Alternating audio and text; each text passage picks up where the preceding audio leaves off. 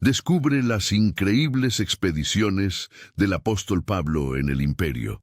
Imagínate por un momento, caminar y navegar miles de kilómetros sin mapas modernos, abrir iglesias en ciudades donde los mercados nunca dormían, subir colinas donde las sinagogas hablaban con voz propia y bajar a puertos donde los barcos olían a sal y a aceite. Ese paisaje, mitad red comercial, mitad tablero político, es el escenario en el que el apóstol Pablo fue tejiendo una red que transformaría el mundo antiguo. Se estima que, sumando caminos a pie, travesías por mar y desplazamientos secundarios, las expediciones de Pablo cubrieron entre 10.000 y 15.000 kilómetros.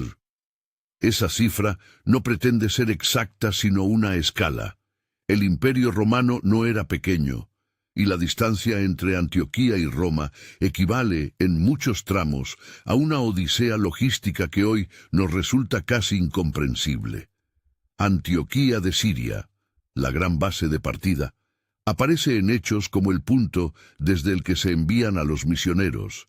Hechos 13:1-3. Desde allí, Pablo y sus compañeros diseñaron lo que podríamos llamar un mapa vivo.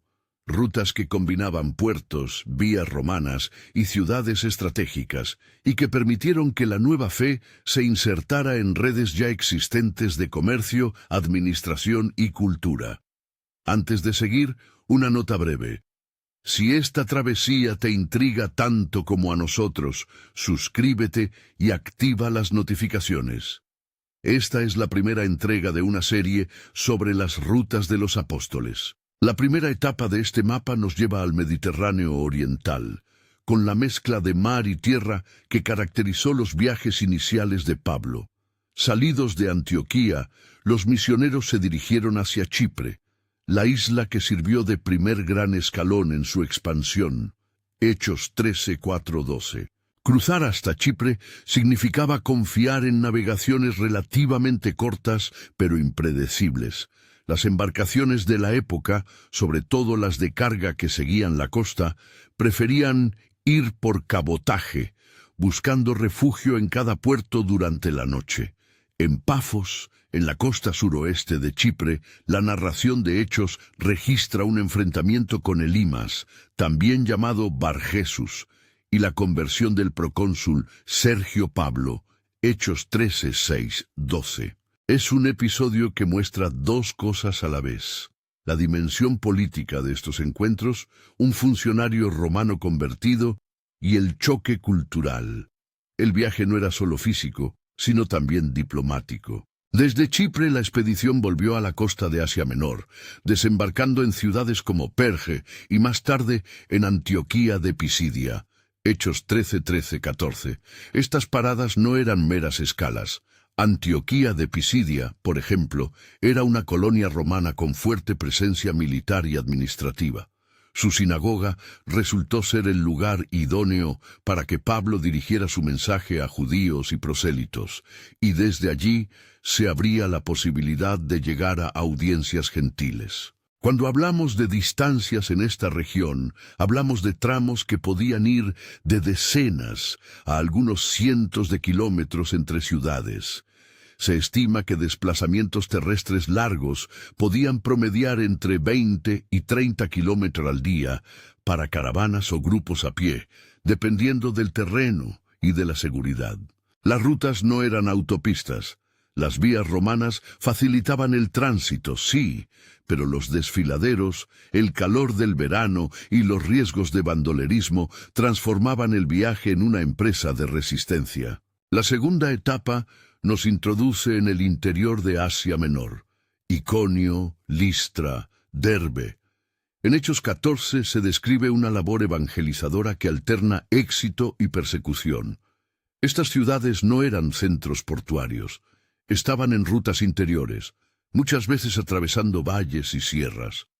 El contraste entre el bullicio de las costas y la rusticidad de las zonas rurales es notable.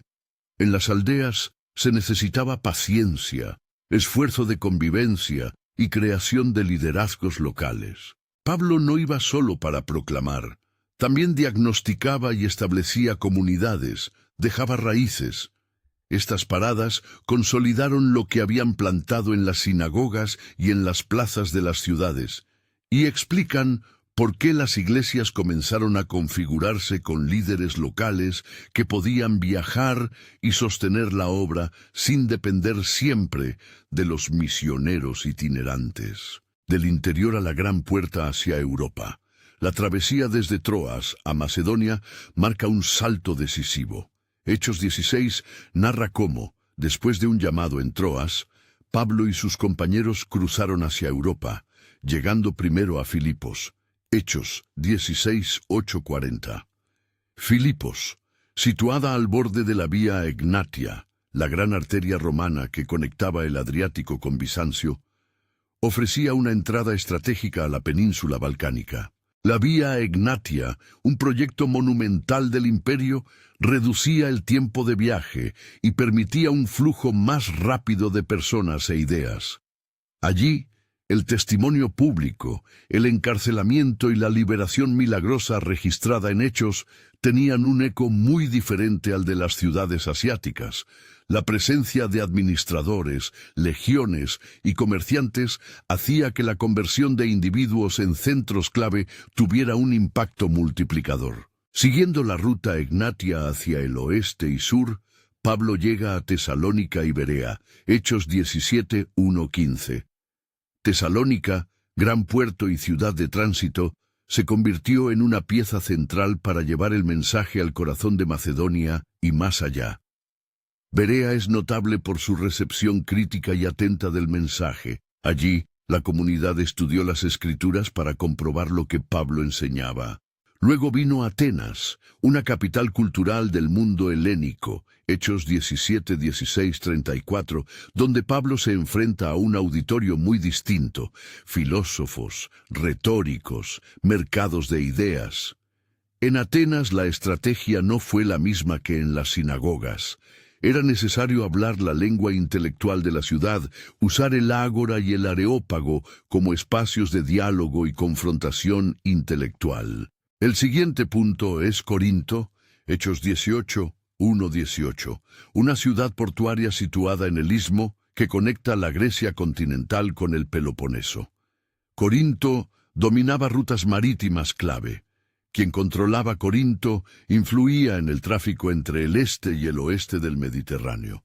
Allí Pablo se asentó un tiempo, aprendió griego práctico, trabajó como artesano y consolidó una iglesia floreciente. Desde Corinto se puede advertir claramente la lógica estratégica.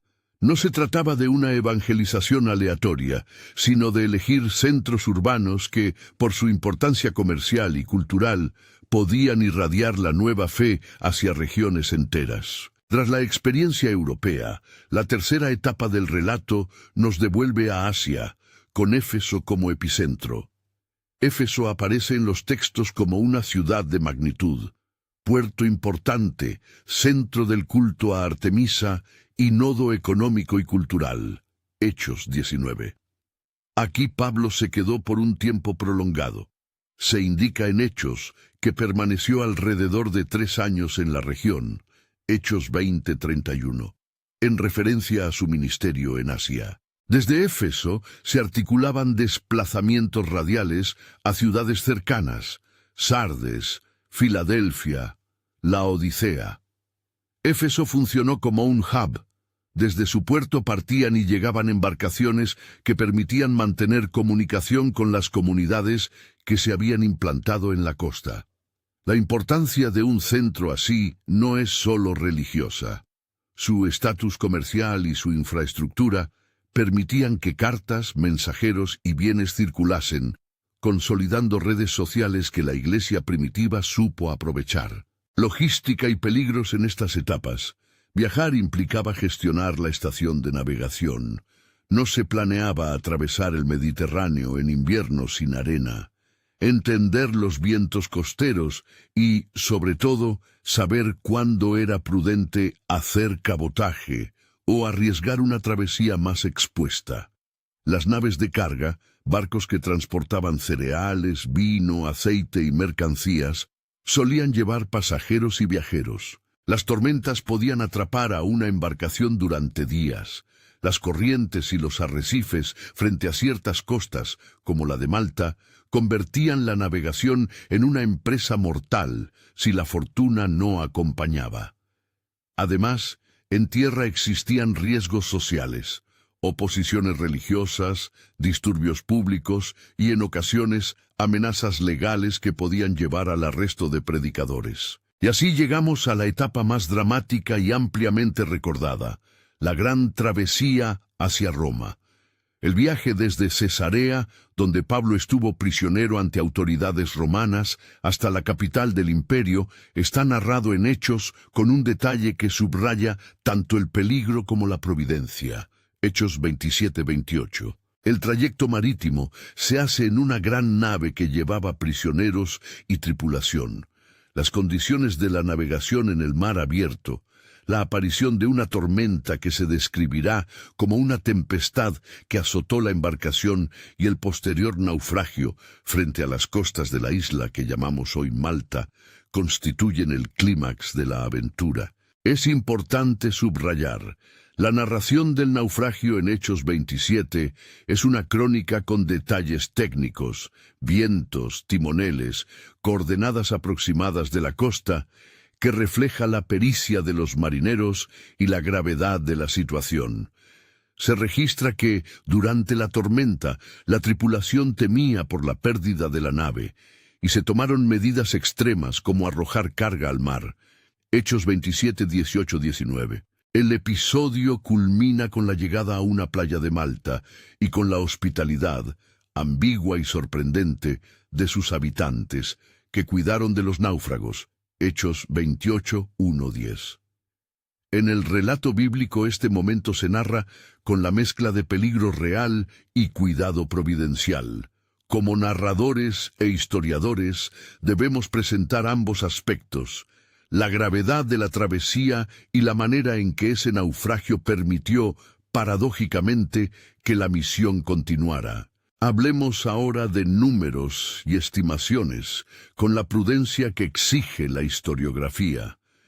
Cuando decimos que Pablo recorrió entre 10.000 y 15.000 kilómetros, hablamos de una suma que incluye tramos terrestres y marítimos, con itinerarios a veces repetidos por retornos y revisitas. Distancias puntuales entre ciudades varían según la ruta tomada. Por ejemplo, el paso desde Troas a Neápolis y Filipos implica una travesía marítima corta y luego un avance terrestre.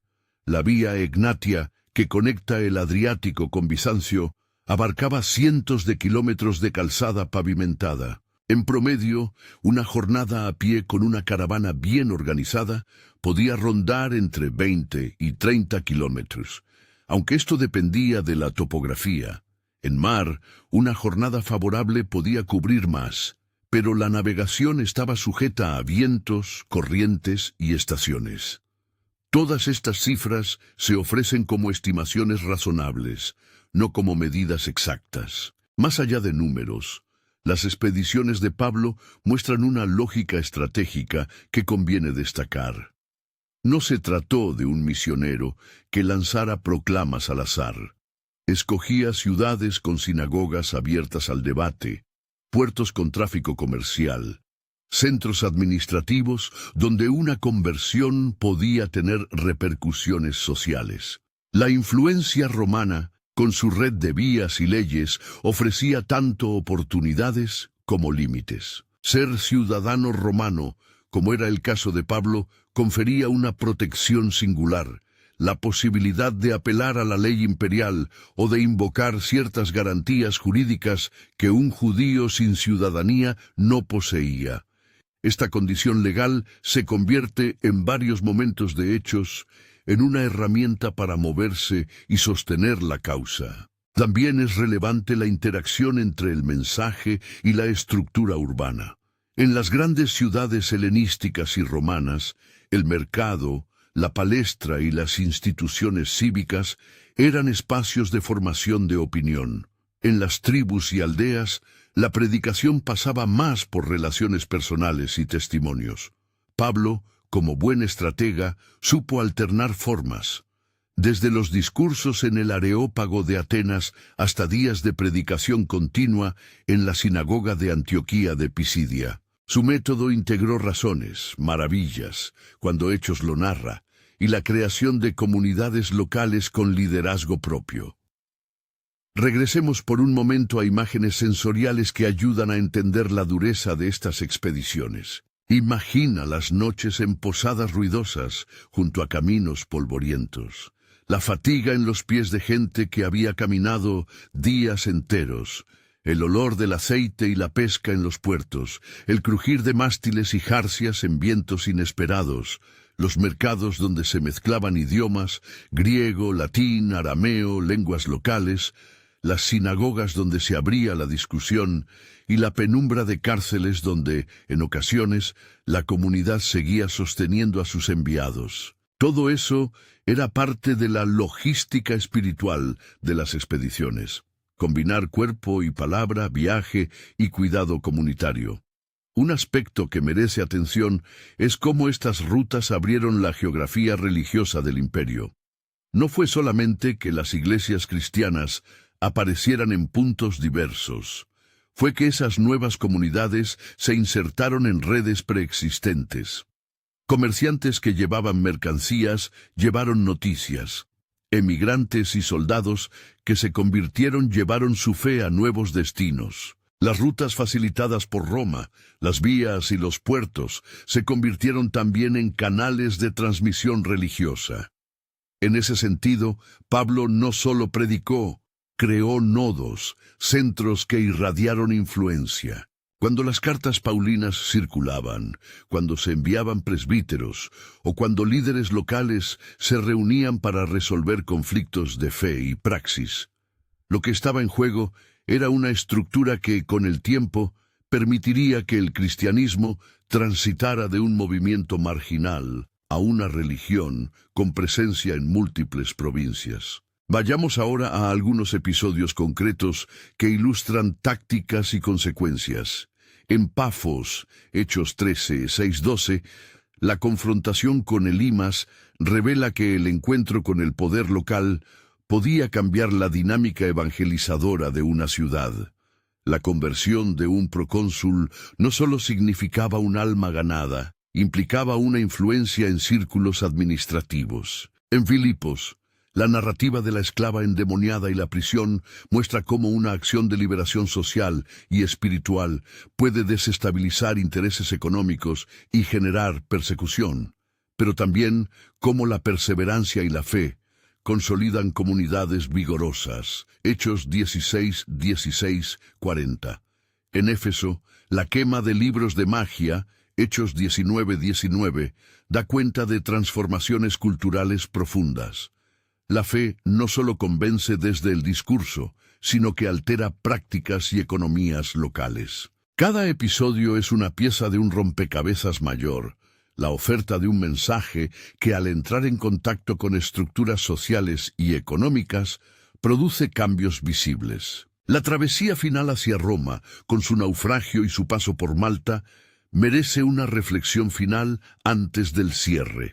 Hechos 27 y 28 sitúan este momento como un punto culminante de tensión y al mismo tiempo de continuidad misionera. El naufragio no detuvo la misión. Por el contrario, abrió una nueva etapa.